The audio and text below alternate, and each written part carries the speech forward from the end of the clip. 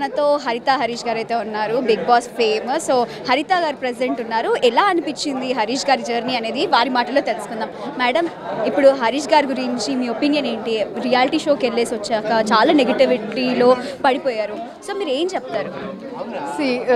పడిపోయారు అని అంటే ఇదంతా చూస్తే నాకు అలా అనిపించట్లేదు, to be frank. So obviously maybe question wrong ఏమో. So I'm happy with his journey. తన ఏంటి అనేది తన స్వతహాగా తన నేచర్ కోల్పోకుండా వాట్ హీ ఈజ్ అదే షోకి ఇచ్చారు, అదే ఎక్స్పెక్ట్ చేసి వెళ్ళారు. So I'm happy with his journey. అంటే ముందు మాస్క్ మ్యాన్ అని అన్ని పిలిచారు కాబట్టి ఎలా అనిపించింది మ్యామ్? అంటే మీరు ఇక్కడ ఉండి మనము బిగ్ బాస్ బయట నుండి చూస్తుంటే లోపల ఏం జరుగుతుందో ఎక్కువ తెలియదు, కానీ అయినా నెగిటివిటీ కానీ పాజిటివ్ కానీ ఏది ఎలా హ్యాండిల్ చేశారు? డెఫినెట్లీ నేను ఒకటైతే నమ్ముతాను, ఎథిక్స్ మారల్స్ ఎవరైతే బాగా అంటే ఇవాళ రేపు ఎంతమంది ఫాలో అవుతారు నాకైతే తెలీదు, బట్ ఎథిక్స్ మారల్స్ కొంచెం ప్రిన్సిపల్డ్గా బతికే మనుషులు ఎవరైతే ఉంటారో డెఫినెట్లీ వాళ్ళకి నెగిటివిటీ అనేది ఉంటుంది. అండ్ కట్ షార్ట్గా చెప్పాలంటే డెఫినెట్లీ పవన్ కళ్యాణ్ గారు కానీ వాళ్ళకే తప్పలేదు, ఇంకా ఆబ్వియస్లీ మనం ఎంత. సో ఆబ్వియస్లీ మన మాట మీద మనం స్టిక్ ఆన్ అయ్యి to be a spined person inspite of spineless person లాగా ఉండడం కన్నా కూడా ఒక స్పైన్డ్ పర్సన్గా ఉండి ఇంతవరకు సాధించుకురావడం అంటే డెఫినెట్లీ ఇట్స్ గ్రేట్ థింగ్. ఉంది నెగిటివిటీ డెఫినెట్గా ఉంటుంది నెగిటివిటీ అనేది. సో యా, రియాలిటీ షోకి వెళ్ళాక అంటే వెళ్ళక ముందుకే చాలా ప్లానింగ్లో ఉంటారు ఇలా ఉంటుంది అని. సో మీరు హ్యాండిల్ ఎలా చేసుకున్నారు? సార్కి ఎలా మోటివేట్ చేసి పంపించారు? అండ్ లోపల ఎలా ఉండింది, బయట ఎలా ఉండింది?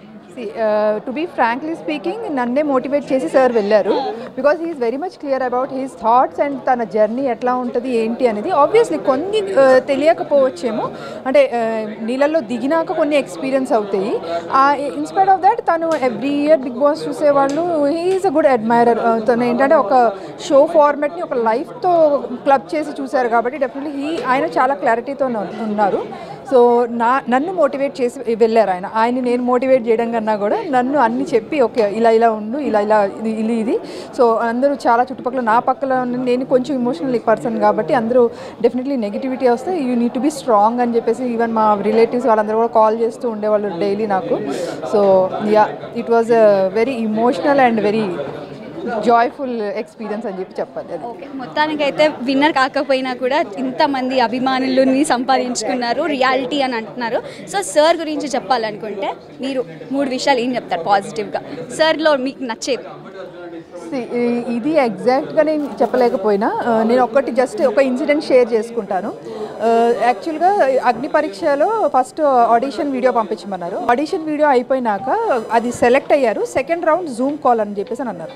సో జూమ్ కాల్ తీసుకునేటప్పటికి యాక్చువల్గా వాళ్ళు ర్యాండమ్గా ఒక ర్యాండమ్ క్వశ్చన్స్ కొన్ని అడిగారు. దాంట్లో కొన్ని క్వశ్చన్స్ నాకు గుర్తున్నంత వరకు ఏంటంటే, అంటే ఇఫ్ ఇన్ కేస్ నాకు అవి క్వశ్చన్స్ నాకు పడితే కనుక నేను డెఫినెట్లీ ఆలోచిస్తాను కొంచెం, at least what answer I need to just explain, నేను అసలు ఏం ఆన్సర్ చెప్పాలి అని ఏ పర్స్పెక్టివ్లో చెప్పాలని చెప్పారు. ఆ క్వశ్చన్స్ ఏంటంటే, చనిపోయిన వాళ్ళల్లో మీ ఫేవరెట్ పర్సన్ ఎవరు అని అనగానే సుభాష్ చంద్రబోస్, భగత్ సింగ్ అని చెప్పేసి చెప్పారు సార్. తడుముకోకుండా with in a fraction of సెకండ్స్లో ఆన్సర్స్ వచ్చినాయి అనమాట. సో ఆయన గురించి అంత తెలిసినా కూడా I was little bit shock అయ్యాను నేను, అంటే అంత స్పాంటేనియస్గా చెప్పారు అని చెప్పేసి. అలాగే మీకు బతుకున్న వాళ్ళలో బాగా నచ్చిన మనిషి ఎవరు అని అంటే పవన్ కళ్యాణ్ గారు అని చెప్పేసి అన్నారు.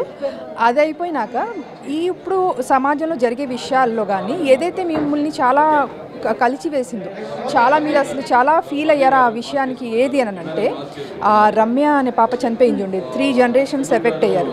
సో ఇమీడియట్గా ఈ 3 questions without any other thought, యాక్చువల్గా మేము అప్పుడు ఆడిషన్ ఇచ్చి కూడా ఒక 28 days అయిపోయింది, కాల్ రాలేదు, ఇంకా రాదనే అనుకున్నాం మేము.